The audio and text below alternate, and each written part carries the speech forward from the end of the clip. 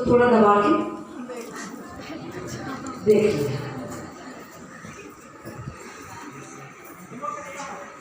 अक्सर हम भूल जाते हैं कि सामने वाले ने जो गतिविधि की है उससे हमें क्या शिक्षा मिल रही है, वो ग्रहण करने की बात है।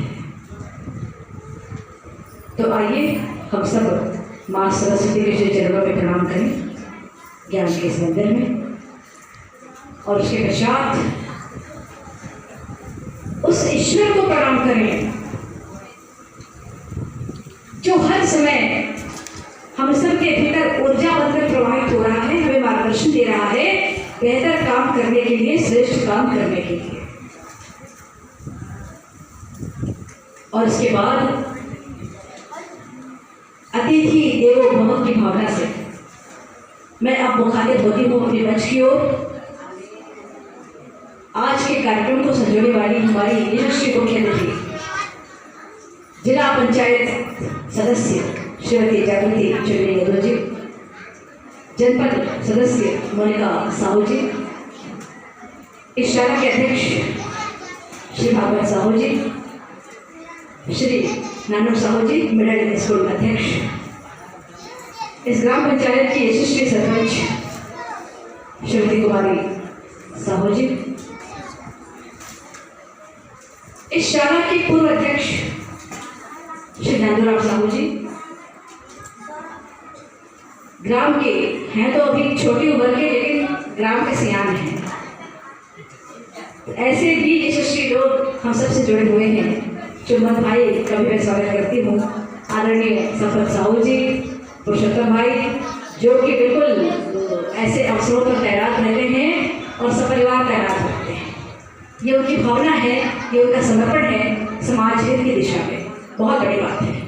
और मेरे बहुत ही आदरणीय मेरे काका श्री अर्जुन साहू जी, प्राइमरी स्कूल के अध्यक्ष ओकेश साहू जी, खुमन साहू जी पंच, इसी के साथ पीछे की पंक्ति में बैठी हुई पंचगण और इस ग्राम से जुड़ी हुई सशक्त महिला मंडल, आप सबका मैं अभिनंदन करती हूँ। इसी के साथ मेरे विशेष सहयोगी के रूप में पूर्व माध्यमिक शाला के प्रधान पाठक, प्राथमिक शाला की प्रधान पाठिका और तीनों ही शालाओं के यशस्वी शिक्षक बंधु, और इसी के साथ तीनों शालाओं के प्यारे प्यारे बच्चों, आज के इस प्रवेश उत्सव के अवसर पर मैं आप सबका एक बार फिर स्वागत करती हूँ, अभिनंदन करती हूँ। बेटा, हम भारत के लोग हैं। अभी नवा नवा पुस्तक मिली बेटा, ध्यान दो, सुने? अरे बालक इधर देखना जी, मोड़ा देख मोड़ा, अभी वो पुस्तक दे बोला है ना, पहले बात तो सुन ले, ठीक है?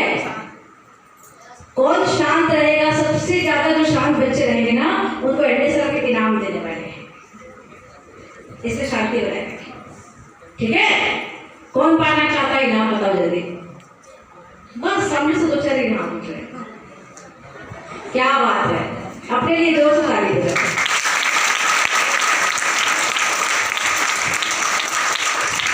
तो बेटा आप याद रखिए, हम सब भारत के लोग हैं और भारतीय परंपरा क्या कहती है कि मनुष्य का जीवन उत्सव से भरा होता है। जन्म से लेकर जिस दिन माता को पता चलता है ना कि उसके गर्भ में शिशु है, बस उत्सव की परंपरा उसी दिन से शुरू हो जाती है। पूरे परिवार में खुशियां छा जाती हैं कि हमारे घर एक नन्हा सा फरिश्ता आने वाला है। उत्सव प्रारंभ हो गया। पुंसवन संस्कार, गर्भाधान संस्कार, जन्म संस्कार आदि आदि 16 संस्कारों का वर्णन है। ये जीवन के उत्सव ही तो है। ठीक उसी तरह जब बच्चा 5 वर्ष का हो जाता है, आजकल तो बहुत छोटी उम्र में बच्चे को बालवाड़ी भेजते हैं, बहुत अच्छी बात है। बच्चे की निर्धारित उम्र होते ही उन्हें स्कूल भेजा जाता है, विद्यालय भेजा जाता है, गुरु के शरण में भेजा जाता है। क्यों? क्योंकि बच्चे अनगढ़ पत्थर होते हैं, गीली मिट्टी होते हैं। गुरु उन्हें तराश कर एक खूबसूरत सी मूर्ति में ढालते हैं और उस गीली मिट्टी से कुछ ऐसा सुंदर आकार उकेर देते हैं कि पूरे समाज में, पूरी दुनिया में उन बच्चों का नाम रोशन हो जाता है। शिक्षा जीवन की सबसे बड़ी आवश्यकता है। आप उन लोगों से पूछिए बेटा जो कभी स्कूल नहीं गए, जिन लोगों ने कभी पढ़ाई नहीं की, उनसे पूछिए कि शिक्षा का क्या महत्व होता है। हमने कई लोगों को कहते सुना है कि काश हमने अपने माता पिता की बात मान ली होती, काश हम भी स्कूल गए होते तो आज हमारा जीवन ऐसा नहीं होता। बेटा काम कोई भी छोटा बड़ा नहीं होता। अक्सर लोग कहते हैं ना, पढ़ेगा तो इंजीनियर बनेगा, डॉक्टर बनेगा, कोई बहुत बड़ा बिजनेसमैन बनेगा, बैंक का मैनेजर बनेगा। ये बड़ी बड़ी बातें हैं, बच्चे की रुचि की बातें हैं। ये इस बात पर डिपेंड करता है कि वो बच्चा बड़ा होकर क्या बनना चाहता है। महत्व तो इस बात का है कि हम अपने जीवन में चाहे जो भी काम करें,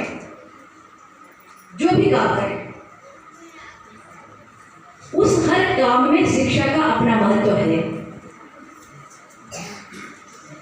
एक किसान जो पढ़ा लिखा है, उसकी किसानी करने का ढंग अलग होगा कि नहीं होगा? वो सारी बातों को जानेगा, समझेगा और अपनी पढ़ाई के आधार पर, पढ़ाई के बल पर, शिक्षा के बल पर वो कुछ नए तरीके से, नई तकनीक से अपनी खेती को करके दुगनी कमाई कर सकता है। मैं सबसे बड़ा उदाहरण हमारी संस्था में पदस्थ दानेश्वर वर्मा सर का दूंगी। वो भी कृषि कार्य से जुड़े हुए हैं, वो भी उद्यानिकी से जुड़े हुए हैं, लेकिन उन्होंने एग्रीकल्चर की पढ़ाई की है और एक एक चीजों को बड़ी बारीकी से वो बताते हैं कि yes, ऐसा क्यों हुआ? केवल शिक्षा के कारण हुआ। ठीक है, एक किराने का दुकान वाला है, अगर उस किराने की दुकान को कोई बिना पढ़ा लिखा व्यक्ति चलाता है तो उसके काम करने का ढंग अलग होगा। लेकिन एक पढ़ा लिखा व्यक्ति अगर किराने की दुकान का मालिक है तो उसके काम करने का ढंग बिल्कुल अलग होगा।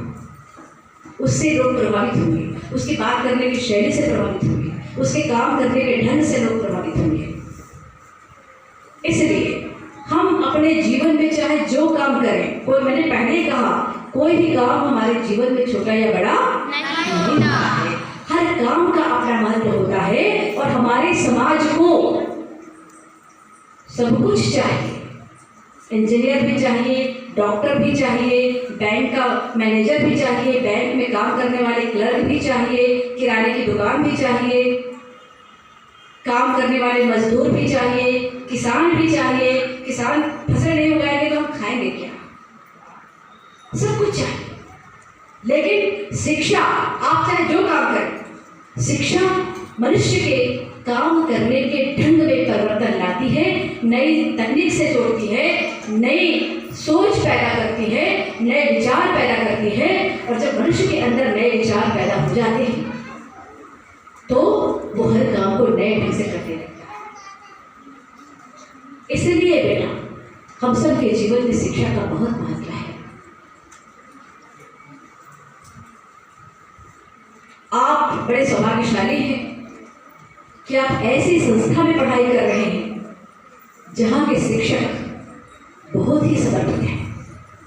प्राइमरी से लेकर हायर सेकेंडरी स्कूल तक के सारे शिक्षकों की मैं बहुत ही प्रशंसा करती हूँ कि उनके अवदान ने, उनके योगदान ने जिस तरह से आप सबको संवारा है, सजाया है, इस गांव के लिए अपना योगदान दिया है, वो निश्चय ही हम सबके लिए बहुत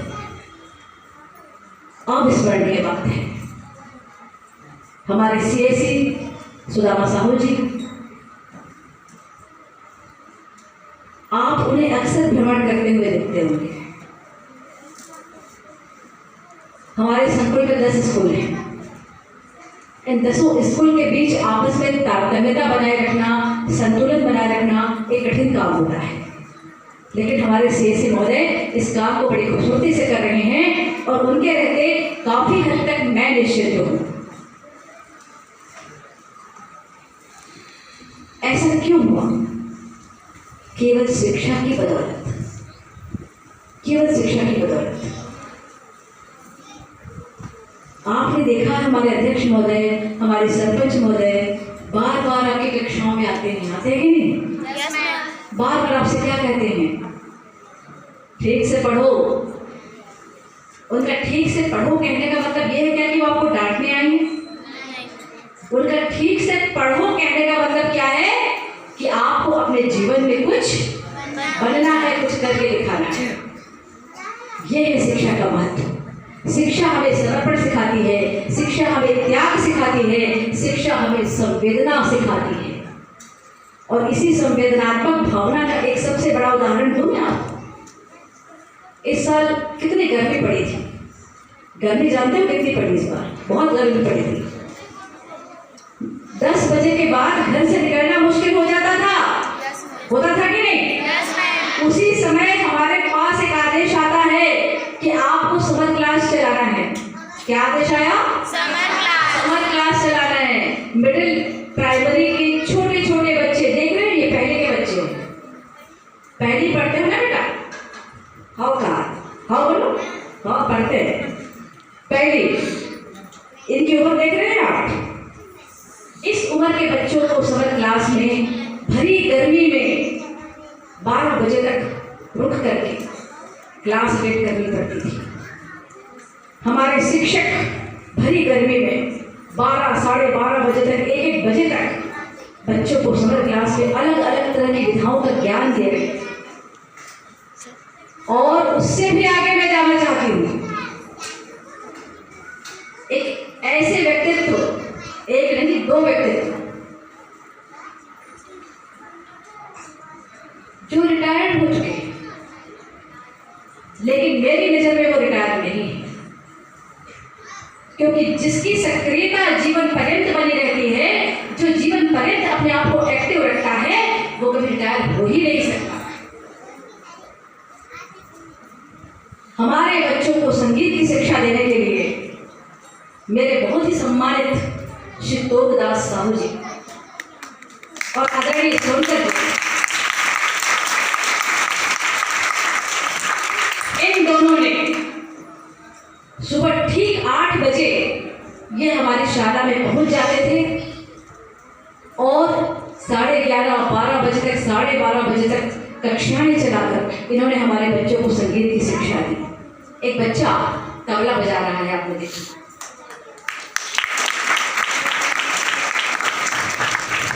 ये बच्चियां इतनी खूबसूरती से गा रही हैं, हम सब ने देखा। ये प्रयास आदरणीय तोगदास साहू जी का, आदरणीय सुंदर जी का, और इनके साथ एक और नाम जुड़ता है हमारी ही संस्था की।